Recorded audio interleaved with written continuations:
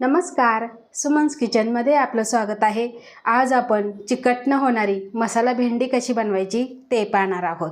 रेसिपीला सुरुवात करण्याआधी तुम्हाला एक निवेदन आहे, अजूनपर्यंत तुम्ही माझ्या चॅनलला सबस्क्राईब केलं नसेल तर सबस्क्राईब जरूर करा आणि हो, रेसिपी आवडली तर एक लाईक नक्की करा। चला तर मग रेसिपीला सुरुवात करूया।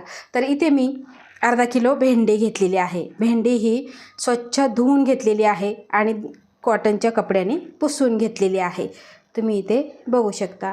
आता ज्यावेळेस आपण बाजारात जातो, भेंडी घेतो, त्यावेळेस काय करायचं, भेंडी कोवळी आहे की नाही कशी ओळखायची, तर फक्त भेंडी हातात घ्यायची आणि त्याचा शेंडा असा मोडून बघायचा।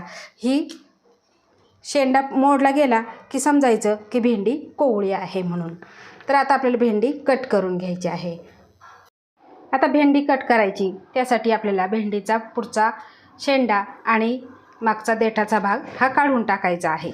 आणि तुम्ही गोलसुद्धा कट करू शकता किंवा तिरप्या आकारामध्ये सुद्धा कट करू शकता। या पद्धतीने तुमच्या आवडीप्रमाणे तुम्ही करायचं आहे। अशा पद्धतीने कट केलं ना की दिसायलाही छान दिसते आणि पटकन अशी शिजते। आता तुम्हाला किती जाड ठेवायची, पातळ ठेवायची त्यानुसार तुम्ही कट करायची आहे।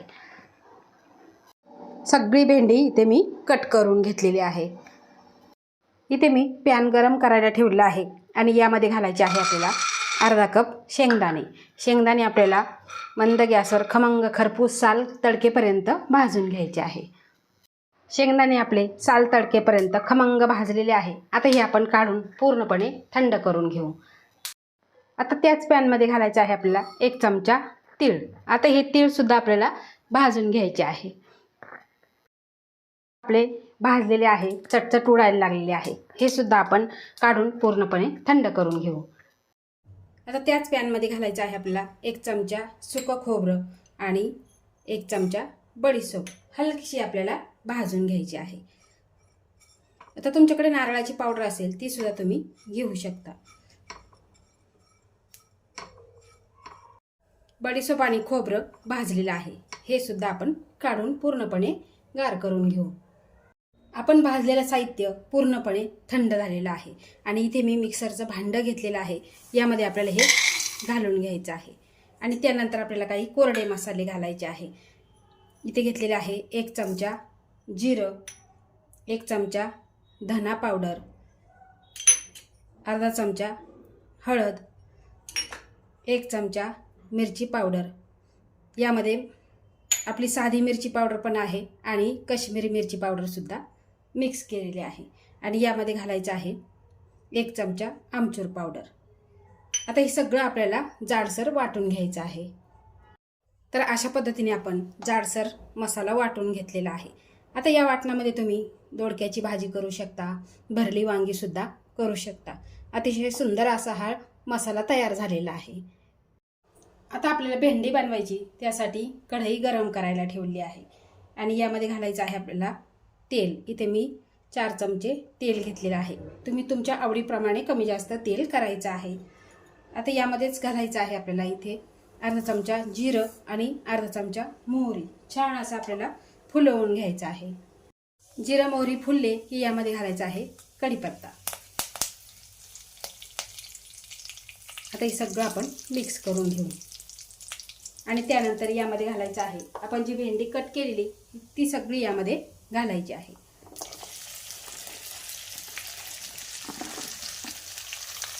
आणि आपल्याला 2 ते 3 मिनिटे तेलात परतून घ्यायचे आहे।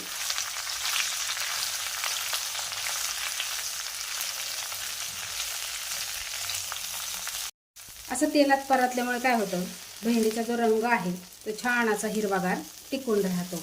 त्यासाठी आपल्याला तेलामध्ये परतून घ्यायची आहे 2 ते 3 मिनिटासाठी। भेंडी आपण 2 ते 3 मिनिटे परतून घेतलेली आहे। आता यामध्ये घालायचं आहे आपण जो मसाला तयार केलेला तो यामध्ये आपल्याला थोडा थोडा घालायचा आणि मिक्स करून घ्यायचा आहे। एकदम सगळा घालायचा नाही, थोडा थोडा घालायचा, म्हणजे सगळ्या भेंडीला व्यवस्थित लागला जातो।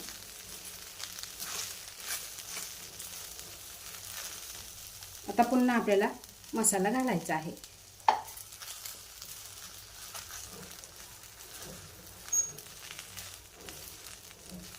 आता सगळा मसाला आपण यामध्ये घालणार आहे.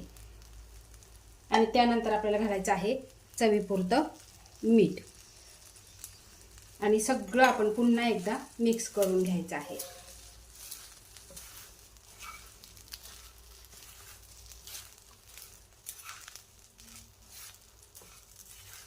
या पद्धतीने आपण सगळं मिक्स करून घेतलेलं आहे.